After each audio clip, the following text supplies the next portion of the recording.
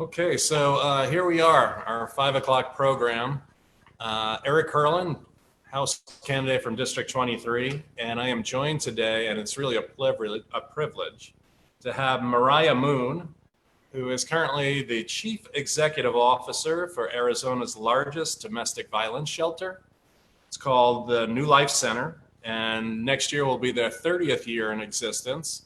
And I would say that Myriah has dedicated her life to serving those that really need help. And I'm going to allow her to talk a little bit about what she's been doing the last 12 years. Myriah, thanks for joining us. Thanks for having me. And this is actually my first Facebook Live interview, so I'm super excited. And hello to everyone that is out there. I have been working in the state of Arizona for over 12 years. Working for domestic violence victims, survivors, sexual violence survivors, as well as child abuse and neglect. So it has been a full cycle of direct service, working in policy, working a little bit in government, and then landing today at New Life Center, which again is the largest domestic violence shelter in Arizona and one of the largest in the country.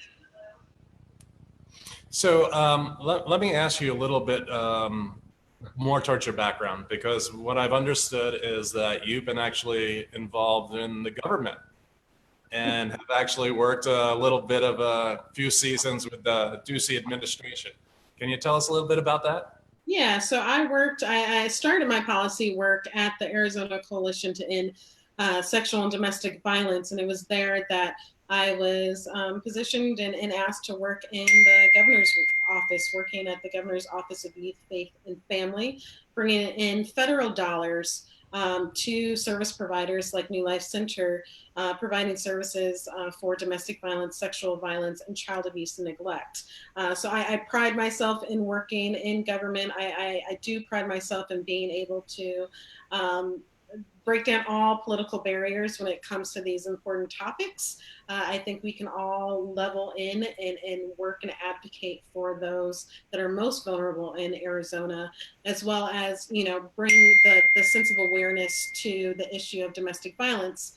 Governor Ducey was the first governor in Arizona to have launch a statewide Lighting Arizona Purple domestic violence campaign that I supported and ran, as well as supporting the Governor's Commission to Prevent Violence Against Women. So there was a pivot in me personally and professionally of realizing that when we're dealing with, again, vulnerable populations, it's not about me. It's about making sure that we're looking at a macro level direct service, as well as policies and procedures when we're dealing with responding to domestic violence and sexual violence. Yeah, and a lot of the issues that we have in our society are not along political lines. So I love the fact that you are here today joining us, and it's not a Democrat issue, it's not a Republican issue. It's a matter of protecting these people that are most vulnerable. 100%. And you and I met through a common friend, one person who does a lot of good for our community, and that's Bryn DeFusco. And so we give her a wave. Hi, Bryn. Hi, Bryn. And she was I think having a fundraiser for Paul Penzone, who I feel has done a great job beyond, again, political party, doing the job of sheriff. So, hey, here we all are, right? And Paul Penzone is actually on our board, as well as Bryn. And again, it is New Life Center was in transition when I took that position. And the champions, not only our direct service staff, but also the board. The board put in a lot of work to make sure that we were thriving during this transition. So I give great credit to all of our board of directors, including Bryn and the sheriff. Thank you so much for that.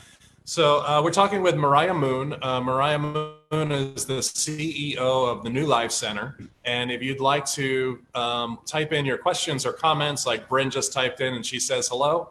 So that was very nice. And we'll try to do our best to get to them. What I'm really interested in today is I have this great fear that as people are sequestered in their homes, and we have these stressors that have now gone from lack of food security, lack of job security, that kind of forces these toxic situations to bubble up. Are you seeing more in the way of services needed during this time? Or are you expecting more? So that's a twofold question. We are expecting that the level of domestic violence, sexual violence, child abuse, and neglect through COVID-19 is going to be escalated purely because of the isolation.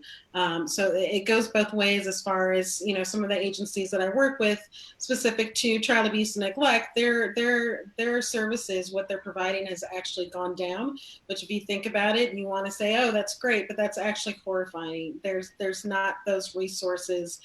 There's a DS, uh, detachment as far as being part of one's community, of that those kiddos that are in school are actually being fed 2 meals and 2 snacks. They're having caseworkers and teachers that are having eyes on any kind of symptoms or signs that they may think are signs of abuse and neglect, and that has all gone away.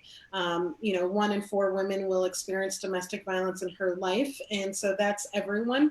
That's the person that you work with, that's the person that you share the cubicle with, and those are those lifelines, if you think about, for being able to go to the library, being able to do errands, being able to work. When that's all taken away, it is a highly lethal and severe situation that we're dealing with folks that can't get to our shelter, purely because there's no way. It's a 24-hour isolation of the abuser as well as the victim and sometimes the kids. Okay, so now's a good time, being that 1 in 4 is a hellacious number, and we don't know who's out there viewing. Can you give us a number that people can call if there's an issue for them to get in touch with you? Yeah, so our hotline, our phone number at New Life Center is 623-932-4404. And again, that is not only to be used if one needs to get shelter, but we actually have a huge, robust outreach team that is working the hotlines right now. They are not going out into the community. They're working in isolation, but they are ready to respond 24/7 if there's a need to build safety plans. And we can talk about safety plans, what that is, but whether someone needs to talk to an expert advocate or work on trying to get shelter within our campus at New Life Center. Could you repeat that number one more time, and we'll have Andy type it into the bar? Number is 623-932-4404. How many families would you say you serve in a given year? So we serve around 1,000 families a year, which makes us, again, the largest. But what makes us unique is that 70% of our population at the shelter are kids. So New Life Center, though all shelters now practices before, New Life Center was one of the first shelters to decide that when there was a victim of domestic violence, to not only bring in the victim, but to bring in the whole family. We are set up in our campus, which is confidential, in casitas. So mom or dad and kiddos get to stay in a casita by themselves. And we're 120-day, up to 120-day program. So we are working holistically with the whole family. We're a trauma-informed agency. So we're making sure that we're holding space instead of dictating what that person needs to do to be deemed, rescued or get on their feet. I think it's really important as we talk about these vulnerable populations is that they know what they need to do. They know how hard it is. They know what battles that they need to work on to get free and to relieve themselves from violent situations.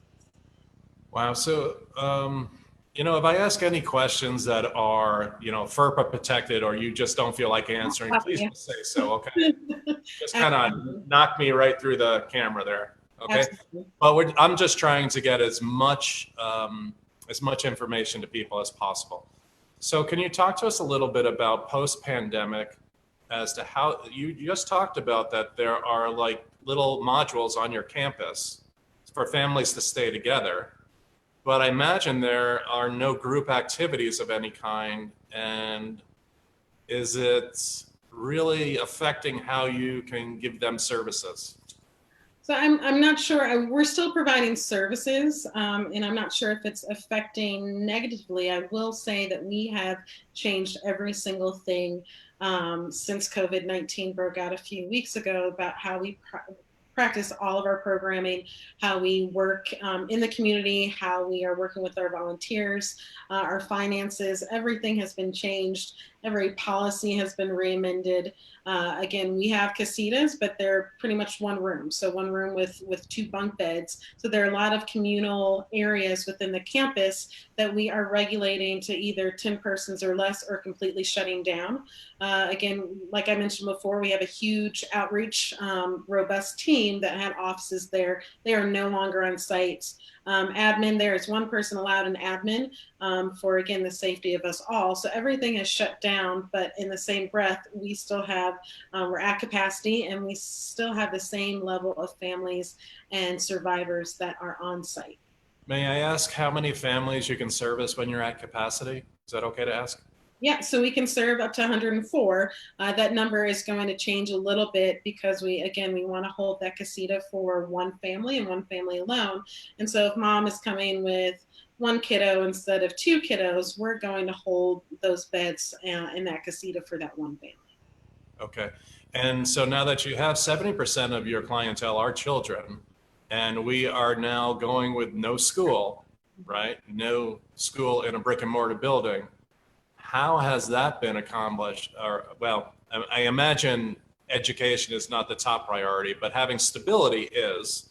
And how is that now being serviced with the children that are at your campus? So we've had, education is a priority for New Life Center. We want our kiddos, when they come on site, to get registered in school, whether in the community around New Life Center or their school that they were attending prior to coming on site. Now that that is away, we already assume the role of a soother, of stability, of routine, of giving that child support. So we're bringing that up. We are the school teachers. We are the buffers, and so we have a child development center that is still open. We have child advocates that are specific to those kids that are working. But to say the least, I'm not going to lie, our campus energy, because we have our kids aren't in school, it's definitely elevated a little bit. And you also see with children that have experienced or been witness to domestic violence, of once they find a safe place, which hopefully it's New Life Center, they actually rev up a little bit sometimes their energy, because we're safe. Their boundaries to be tested and pushed, and that is very healthy. We want to see that. So we are very busy campus right now. Okay, so very busy campus. One of the questions we have is, do you provide tours? We do not. So before I started, we did have tours. We had tours because we wanted donors to see the amazing work. When I came, I said, there's a huge confidentiality issue regarding who's on site, and also it is my duty, it's my team's duty to be storytellers and to be really good storytellers without having to exploit those families. That's pretty much like, tours going on in your house of people seeing how you live was something that I did not want to continue. So we stopped that once I took my role, and now we share the stories. We share the stories, and we try to do it as well as possible, and not to exploit any kind of specific situations. Okay, so we're about halfway through our conversation. We're sitting here with Myriah Mhoon. She's the Chief Executive Officer of New Life Center. She's just gone on to tell us that she serves about 1,000 a year for domestic violence in her shelter. There are no tours because of violations of FERPA. Everybody deserves their story to be theirs. But there is a way for people to contribute to help out your organization. I just want to say that we talk a lot about humanity on this program and how people can be a rainbow when there's such a time of pouring rain. We have the pouring rain now. It's affecting your work. You're going to be having more people that will want your services. Can you tell us low and slow how people can support the New Life Center? Because I know that there's a tax credit. I also know that the big gala event that you have has probably been postponed, right?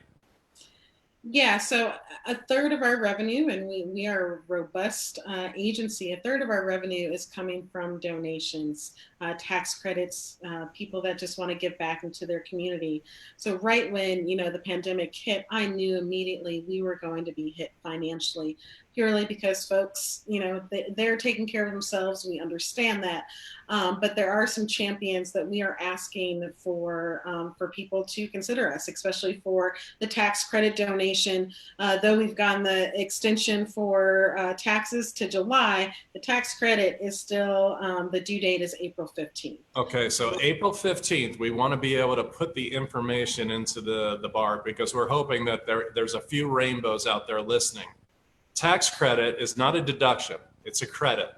So your taxes that you file, if you file Arizona state taxes and donate to the state in your taxes, you can, how much can a married couple take off of their taxes and get back? So a married couple can take up to 800. Individual can take up to 400 with our agency. Okay, so if you file jointly, you can do an $800 tax credit. It's basically a zero interest loan. You can write $800. How do they get that money to you? Is there a website? Yeah, so we have an amazing website, newlifectr.org, which has a big donate now button right now in the middle. Okay, so hold on. Let's let Andy type that into the bar. It's newlifectr.org. Yes, .org. Okay. newlifectr.org. Look for the big donate button. I know there's a bunch of people out there that want to do $800 to my campaign. What I would do is ask them to put it to the New Life Center. Thank you. Then when you get the money back from the state, then you can donate to my campaign. We appreciate that. I mean, our springtime is robust usually with golf tournaments that are donating to us and fundraising for us, galas. All of those have been canceled. Our foundations that we asked for, they're going out and doing events that have all been canceled. So we will, I'm not sure how we will fall at the end of our fiscal year, which is June 30th, but things will look different for us. So we are trying to continue to push out all the services, and we will, but we're definitely needing some support from our community. Yeah, so if you can, please do, right? Yes, please. Yes, please. Okay, so we have some more questions coming in. Asking if we can do this in addition to the school tax credit. Yeah, so some people have a problem with tax credits. They think it's wealthy people should be able to donate without having getting the money out of the general fund, and I happen to agree with that as well. So is there an avenue for people to donate money to the newlifectr.org without going through tax credit, but just out of the goodness of their heart, so it doesn't come out of the general fund?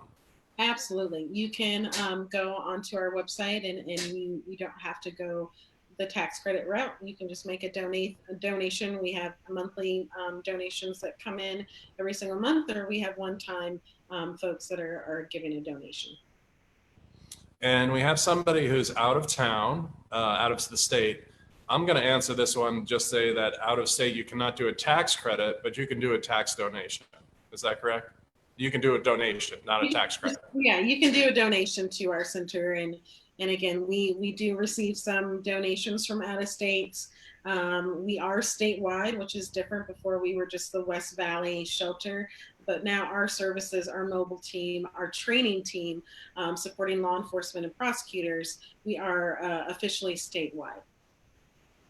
Okay, so this might be something you can answer, but now that school is not in session, is there something that people need to be on the lookout for? Are there triggers, are there warning signs that perhaps might lend a problem that people will say, oh gosh, maybe I should call somebody? Yeah, I would say, there's a thing that we call the power and control wheel for domestic violence survivors, which again, it's not looking at mental illness, it's not looking at alcohol, it's not looking at COVID-19, it's looking at these cycles of power control between that intimate partner relationship. So there's great resources on our website as well as our national website that kind of gives people ideas of what power control looks like. But that can also look very different for some folks. Some people that are experiencing domestic violence will never experience physical violence, but after talking to them, you will trend out that there is a horrific amount of emotional or economic abuse going on within that relationship. The advocates that we have on our team are truly the best that can personalize the tools that one needs to either tease out where am I at, am I in an abusive relationship, and to also provide those safety measures. Leaving a domestic violence situation is actually one of the most lethal times in a person's in the abusive relationship. So we want to make sure folks are if they're leaving, that they're doing it as safely as possible. In the same breath, if they're staying, making sure that they have tools to keep them safe in the relationship. Whew. Wow. Okay. This is some heavy stuff. I mean, I thank you so much for the work you do, and I hope that our listeners and people watching this show will donate to newlifectr.org.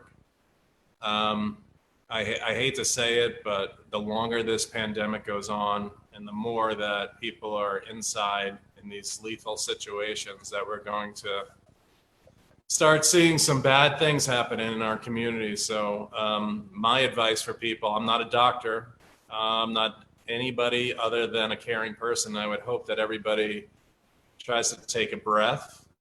If they feel that they're coming upon something that is triggering them, that they would perhaps walk outside.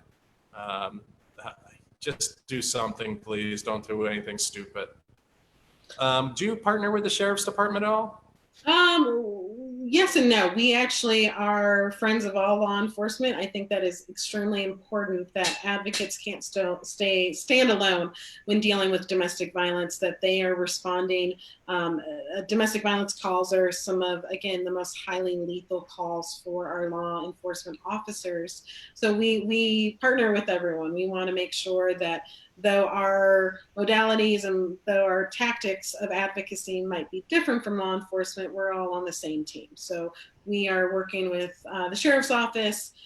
We work at Maricopa County Attorney's Office in a kind of a high-end macro level in training on sexual assault investigation, as well as multiple jurisdictions of law enforcement statewide.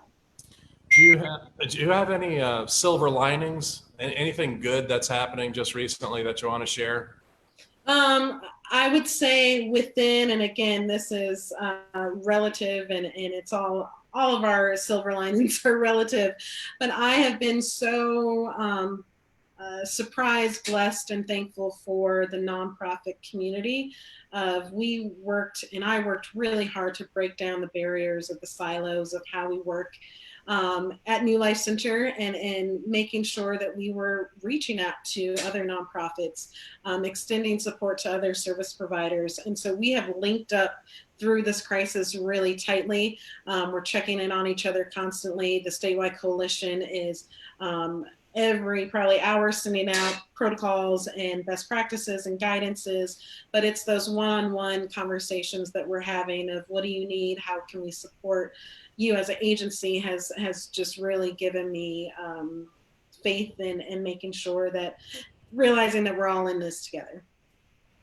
Yeah, and I hope that's one of the good things that we can all take out of this, that we're together, we're better. And putting a smile on some faces during this time really goes a far way. I want to thank you, Myriah Mhoon, for coming on the program. Our common friend, Brenda Fusco, is probably smiling right now. You do great work over there. If people want to reach out, again, it's newlifectr.org, and hit them up with some money, either through tax credit or through just a straight up donation. I want to remind people that are listening that if they want to take part in the Be the Rainbow campaign, we can use you. All you have to do is go to the website, curlin23.com, go into where it says basically, I want to volunteer. And if you give us your name and your address, we will set you up with people who are alone and seniors in your neighborhood right around your address, and you can call them. And that's just a nice thing. I've heard from one of the people that they just had the most pleasant conversations with some people that are these seniors. They're home, they're alone, they're scared, and a friendly voice, just introducing yourself and seeing if they need anything. Sometimes it's just, again, the friendly voice. So be the rainbow out there, folks. Thank you very much, Myriah Mhoon, for being our rainbow. We'll be back here tomorrow at 5 o'clock, where our guest will be Deidre Abood, who is running for the Maricopa County Board of Supervisors. So join us then. Thank you once again. Bye-bye. Dance the way out. Thank you, everyone. Appreciate it. Thank you, Eric.